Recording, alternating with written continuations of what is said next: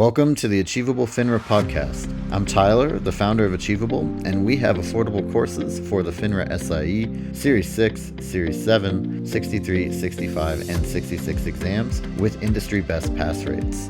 Each Achievable course includes everything you need to pass the first time. A full textbook, videos on key topics, thousands of questions backed by our memory-enhancing algorithm, and full-length practice exams. You can try it out for free at achievable.me. And if you like it, use the code podcast to get you 10% off at checkout. This podcast was made from a video by Achievable's FINRA course author, Brandon Rith. If you'd like to have the visual aid of a video, please go to Achievable's YouTube channel and search for the video by the same name. In the previous chapter, we went through a call spread example. We named the call spread, went through how to get to maximum gain, maximum loss, break even, and discussed the point of the spread overall. And in this video, we're going to do the same thing for a put spread. Now, first and foremost, a put spread is involved whenever we are long and short a put simultaneously. And sure enough, that's what we have here. We are long 1 March 75 put, and short 1 March 90 put. Now, this is a put spread, specifically a put price spread, where we see that there are similarities between the two March expirations, but a difference in the two strike prices. We also call that a vertical spread. The first thing we'll talk about is how to name this spread. If they had given us premiums, the option with the larger premium would be the dominant side and therefore would name the spread and define what the purpose of the spread is, but we don't have that here. With put spreads, we can rely on the strike price, specifically the high strike price, to tell us which side is more important than the other. And that relates back to how a put works, right? A put contract gives whoever owns it the right to sell. And doesn't matter that we bought or sold the 75 or the 90 put here. The reality is the 75 put gives someone the right to sell at 75 versus the 90 put gives someone the right to sell at 90. Therefore, we think about those two contracts together, the right to sell at 90 should be a more valuable option, and therefore the 90 put will be the dominant side of our spread here. With that being said, we can name this put spread now that we have identified the most important part. Because the short put is the dominant part of the spread, this is a short put spread, also known as a credit put spread.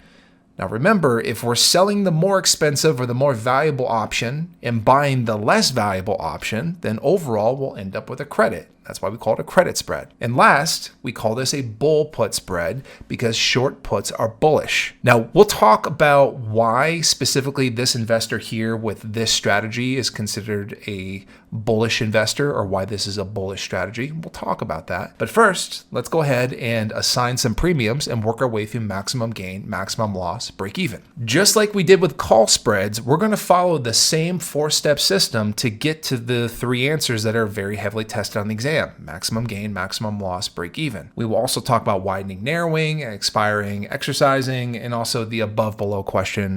We'll talk about those at the end. First step, we're going to net out our premiums. And that's going to tell us actually either the maximum gain or maximum loss, depending on what we get. Now, the difference between 6 and 14 is 8. And because we sold the more valuable option, we have an $8 credit on our hands. This investor here starts the strategy receiving $800 right from the start, and that is their maximum gain. Remember, if you start with a net credit, that's your maximum gain. If you start with a net debit, that's your maximum loss. Next step, we're going to find the difference between the two strike prices, which is 15.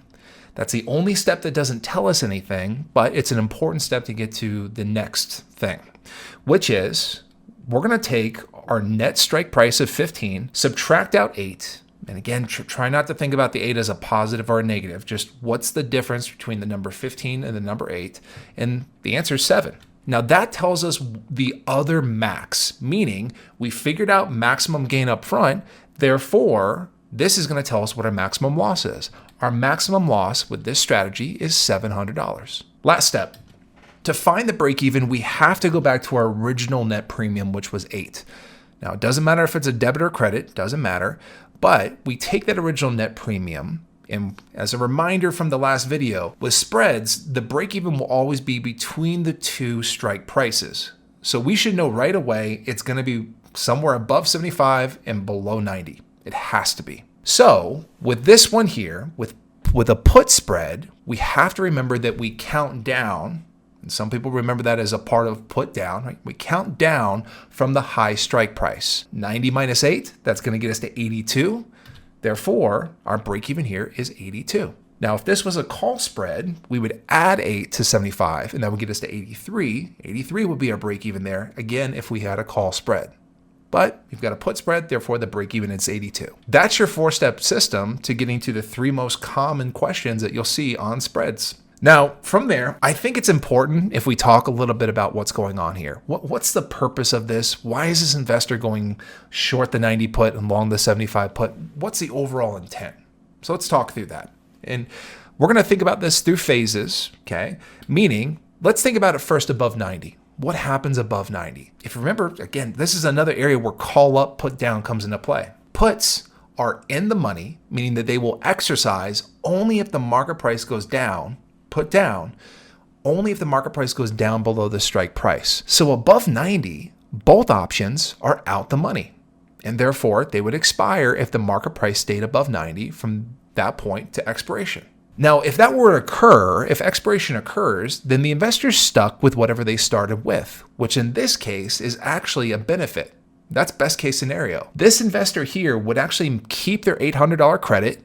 Both options would expire, and that would be the end of the story. And $800 is their maximum gain. So if you remember back to one of the very first things that we talked about, this is a bull put spread, and that's why. We want the market price to stay above 90 so that both options expire worthless and that the investor keeps their maximum gain. Now, what happens below 90? Below 90, the short put goes in the money, which is not good.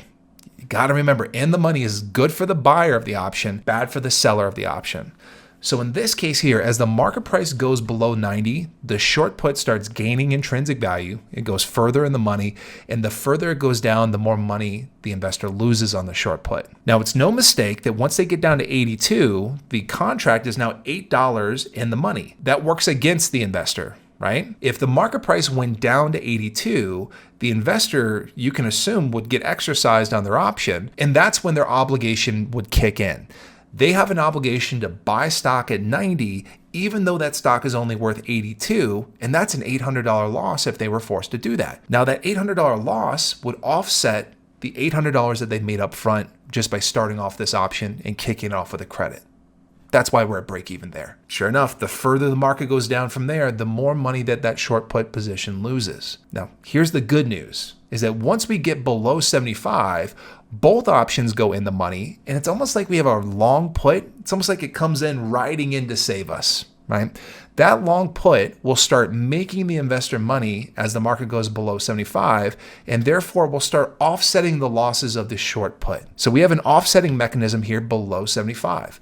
And that's really the point of the long put. The long put's not really there to be a moneymaker for the investor. It's more there to offset losses if the market price were to fall below 75. And as a reminder, remember, this investor is bullish. So that 75 put is kind of like a hedge for them. It's protection in case the market price were to fall. And that's what's happening here. So to bring the full picture together, this investor here is betting that the market price is going to stay above 90, and they think they're going to keep their $800 credit. Now, if they were very confident about that and they thought that there's no way that's not happening, they probably would have just sold the put. Selling the put would have put $1,400 in their pocket. But the long put, they spent $600 on that. The long put provides added protection in case the market price were to fall. And really, to me, it's almost like you have someone falling, and then that long 75 put is almost a parachute for them as they kind of come down and lose money as the market goes down. That long put is there for protection. So this investor here felt it was worthy enough to invest $600 into some protection that would then benefit them if the market price were to fall drastically.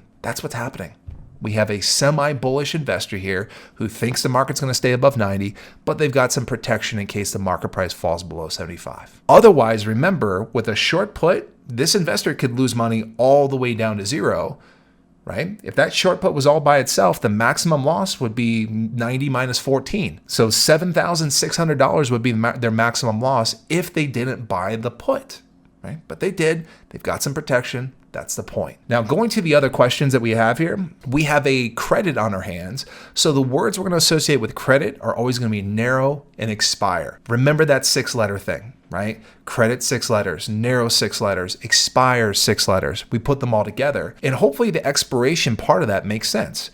If the market price stays above 90, both options expire, the investor keeps an $800 credit, which is their maximum gain. That's what they hope happens. Now, if this was a debit put spread, we'd say debit, 5 letters, widen, 5 letters, exercise, 7 letters, right?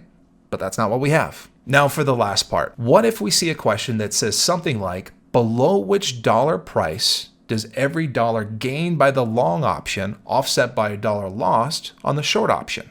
Remember from our last video when we went over this, the answer here is always going to be one of the 2 strike prices. So right away, we know it's got to be 90 or 75. Now, the second question, or the second way to get to the answer, is if they say below, it's going to be the low strike price. And that's what we have. So the answer here is 75. And if you're looking at the drawing that we have at the bottom right of the screen, where do we see both options start offsetting each other? It's below 75. That's where that occurs. So to summarize, this investor here has established a short put spread, also known as a credit put spread, also known as a bull put spread. They think the market's going to stay above 90, and if it does, they keep their maximum gain of $800. Worst case scenario, market price falls, and if it falls to 75 or below, they're locking in their maximum loss of $700. And there are varying gains and losses in the in-between. Overall, this investor is hoping that both options expire, and that's the goal. They hope it stays above 90, and that would be their best case scenario.